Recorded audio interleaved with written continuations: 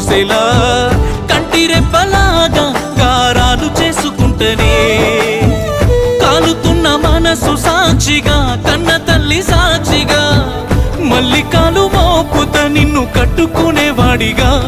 వేలు పట్టుకునేవాడిగా పాలక్యాను పాత సైకిలి ఏదో రోజు కారులై వస్తాయేమోనే కాదనుకున్న వాడిని ఏదో రోజు కాలుగడుగొస్తారేమోనే